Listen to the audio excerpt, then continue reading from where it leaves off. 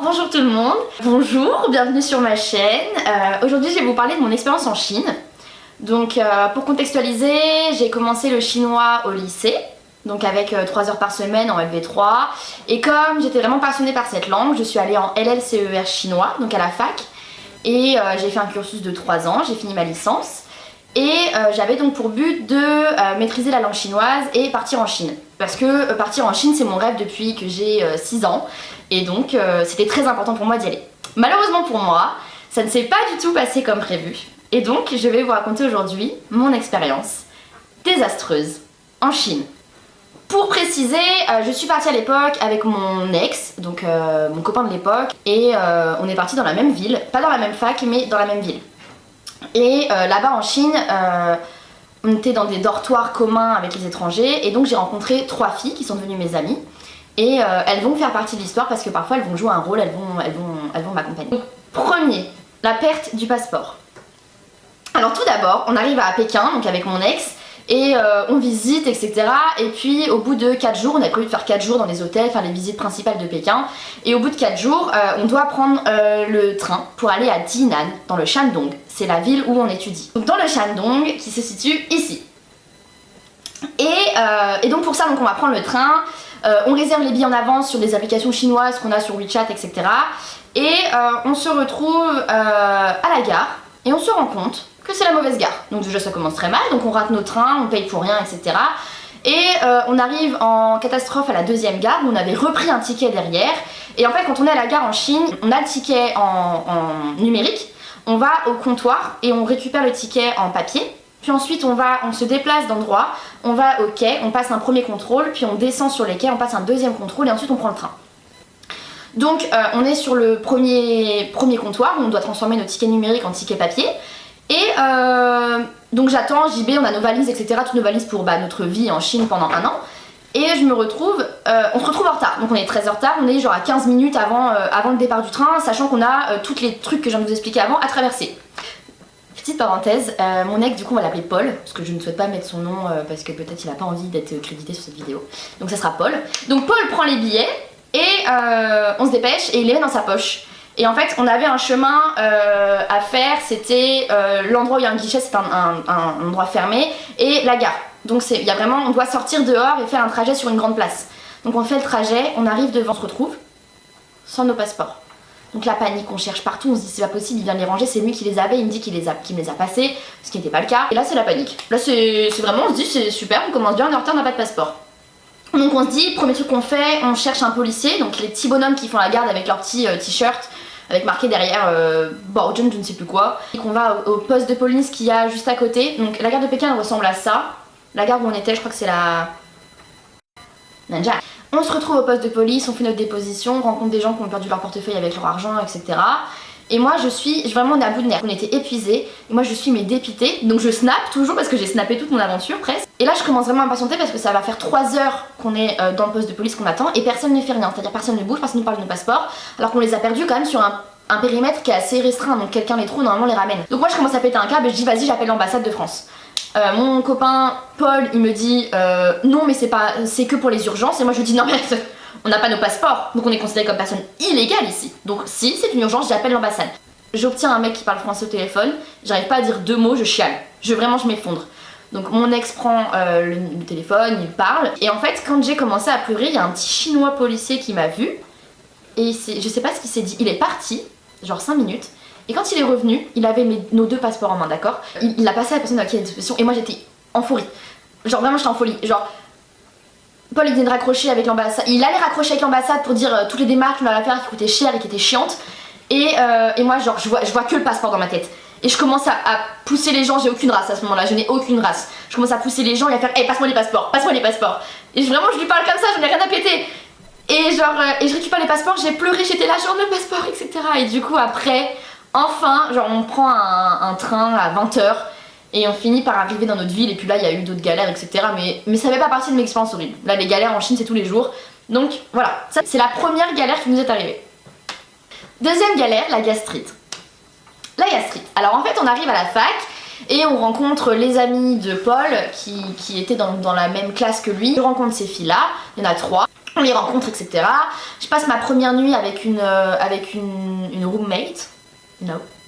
Et ça se passe pas très bien, donc je décide de prendre une chambre toute seule et de payer plus cher, mais voilà, c'est pas grave, je prends une chambre toute seule et puis j'aime bien mon indépendance, etc. Et donc c'est la deuxième nuit, je vais me coucher et en pleine nuit, pour moi c'est pleine nuit, il est minuit, mais pour moi c'est une pleine nuit puisque je me couche à 21h30.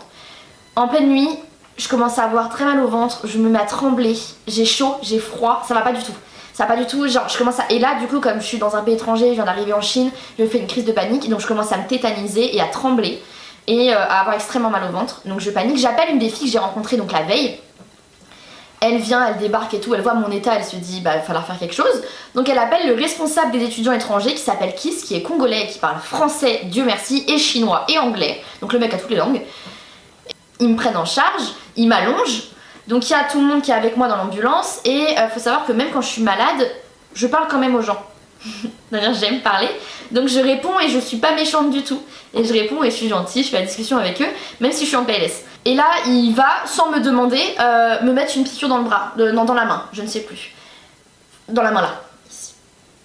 Il va me mettre une piqûre et moi je pète un plomb, je fais non non Kiss, qu'est-ce qu'il va me mettre et tout, tu me dis ce qu'il va me mettre et je m'énerve et du coup il lui parle en chinois, Kiss il me traduit en français, il me dit ils vont te mettre un tranquillisant, enfin pas un tranquillisant, ils vont me mettre un truc pour me soulager, comment on appelle ça Tristan? Un tranquillisant, un sédatif. Ils vont mettre un sédatif. Un coup de Valium. Un petit coup de petite drogue comme ça. Ils vont me mettre un sédatif pour calmer ma douleur, etc.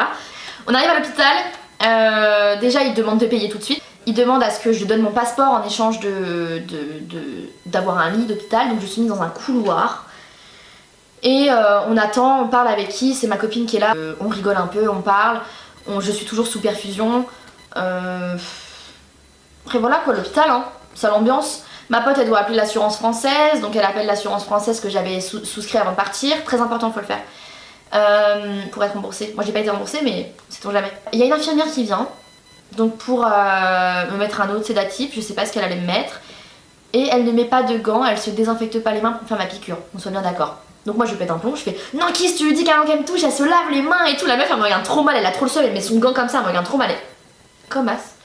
Et on fait des tests, des prises de sang, on attend, on rigole avec Kiss et Hélène, on rigole de la situation, je commence à avoir moins mal, j'ai un sédatif, je suis fatiguée, on est tous fatigués. Il y a un moment où j'ai mal à nouveau, donc il faut me remettre un sédatif, sauf que en Chine, le sédatif, c'est pas les fesses. Donc je me retrouve à ce qu'on me dise on va piquer les fesses. Donc je suis dans le couloir, devant plein de Chinois qui viennent me regarder parce qu'il y a une petite blanche dans un hôpital, on ne sait pas ce qu'elle fait là, ils ont peut-être jamais vu de blanc de leur vie. Ils voient une petite meuf avec un noir, une blanche et une autre blanche, qui sont là. Donc ils viennent me voir et moi je dois me retourner comme ça là, sur le lit d'hôpital. Et je dois clairement montrer mon cul. Et moi à l'époque, je portais un pyjama court. Et je portais une culotte que j'avais qui était une culotte Batman. Donc je me retrouve avec une culotte Batman, cul face à tout le monde, obligée de la remonter et on me pique les fesses, d'accord? Et moi j'ai peur des piqûres, donc je leur dis... Elle me dit de compter jusqu'à 30 en chinois pour que je sois concentrée. Et genre au moment où elle met la piqûre, je lui gueule dessus parce qu'elle me fait mal. Et moi je râle en fait quand je suis malade et quand on me fait des trucs et que ça me fait mal, je râle. Je lui fais mais là vous me faites mal, j'ai mal. Et donc elle rigole, elle me fait la piqûre et ça va mieux, etc. Et au final je suis diagnostiquée d'une gastrite. Et on rentre à l'hôpital vers 4h du matin en taxi, on rigole, on dort bien, machin, terminé. Troisième problème. L'urticaire. Donc ça fait quelques semaines que j'ai eu ma gastrite, peut-être 2. Et puis un jour je suis en cours à côté d'un garçon qui fait prof de français donc dans cette ville et dans cette fac et qui vient prendre des cours de chinois en plus avec nous gratuitement parce qu'il a le droit pour parler chinois. Et donc à un moment je commence à me gratter, vraiment là j'avais un collier, je commence à me gratter énormément au niveau du cou et c'est très rouge. Et on est peut-être 10h le matin, je commence à me gratter et puis je regarde Xiaosa et je lui dis, Xiaosa c'est le nom de cette amie. Et je lui dis mais ça me gratte et tout, il me fait oh tu sais en Chine on peut tomber allergique à tout. Il me dit c'est peut-être ton collier. Donc je me dis ok, je continue le cours, je me gratte, je rentre chez moi à midi. Je me fais à manger et je me dis, c'est bizarre, ça commence à me gratter vraiment et ça commence à prendre énormément d'ampleur. Vraiment, j'enlève mon collier, c'est pas mon collier. Je commence à avoir des plaques partout sur les bras, sur les jambes, j'en ai sur le ventre et en fait ça se déplace. C'est-à-dire que parfois j'ai une grosse tache là sur le côté, sur les jambes et j'en ai vraiment partout. C'est des plaques rouges énormes, ça me gratte de partout, ça me brûle. Et j'en ai même sur les parties intimes et sur les fesses, j'en ai vraiment partout. Donc je panique, à nouveau, je me dis ça ne s'arrêtera jamais. Donc je vais à l'hôpital de la fac. Je fais l'organisation, je m'enregistre, blabla, un truc chiant. Et je vois une petite vieille qui me parle en chinois, mais les vieux qui parlent chinois, c'est compliqué à comprendre, genre ils articulent pas, c'est un peu genre... Moi je comprends rien. Et je finis par comprendre qu'elle me dit qu'il faut que je porte des vêtements longs quand on a de l'urticaire. Donc elle me dit ouais, porte des vêtements longs, etc. Et moi j'étais en short et tout, il faisait hyper chaud à cette époque-là. Et bon bref, je vais à l'hôpital, pareil, ils me mettent un sédatif dans les fesses, je commence à être habituée aux piqûres, donc je pense que c'est bon. Et ils me disent ça va aller mieux, tiens, et puis ils me donnent des antihistaminiques. Alors, moi j'ai confiance, je prends mes antihistaminiques, ça se calme un peu, mais ça reste très violent. Et j'ai plus d'antihistaminiques, donc je retourne à l'hôpital, mais dans un autre hôpital cette fois, parce qu'ils savent pas comment me gérer, donc ils me disent d'aller ailleurs. Et je recommande je reprends des antihistaminiques. Faut savoir qu'à ce moment-là, ça doit faire quelques jours que j'ai l'urticaire, j'ai mal, je souffre, j'en pleure, ça m'épuise. En cours, je me sens pas bien, d'ailleurs je vais pas forcément en cours. Donc vraiment, ça devient urgent de traiter le problème et je vais à l'hôpital. Et à l'hôpital, ils me donnent donc d'autres médicaments qui sont pas le même générique. C'est pas les mêmes génériques, c'est d'autres médicaments. Et pareil, ils me mettent un sédatif dans les fesses pour me calmer. Et la douleur commence à se calmer. Et je me dis là, normalement quand t'arrives le premier mois, le deuxième mois, c'est l'adaptation et c'est une partie hyper importante du voyage. Parce que c'est le moment où tu vas t'accoutumer un peu à tout ce qui se passe autour, à la langue, à la culture. Et donc c'est hyper important. Il faut savoir que là, moi du coup, mon expérience depuis le début, j'ai pas eu ce moment d'adaptation parce qu'à chaque fois il m'arrive quelque chose. Et donc ça devient très lourd. Et je me dis, bon, là, encore un truc chiant, l'antihistaminique, je le prends pendant 3 mois, c'est bon, ça se calme. Mais non. Alors, on m'a dit de vous faire une blague. C'est comment partager 7 pommes pour 8 personnes. Si quelqu'un trouve, vous le mettez dans les commentaires. Et si quelqu'un trouve dans les commentaires, j'obtiens le numéro de téléphone de celui qui me l'a faite. Donc je compte sur vous.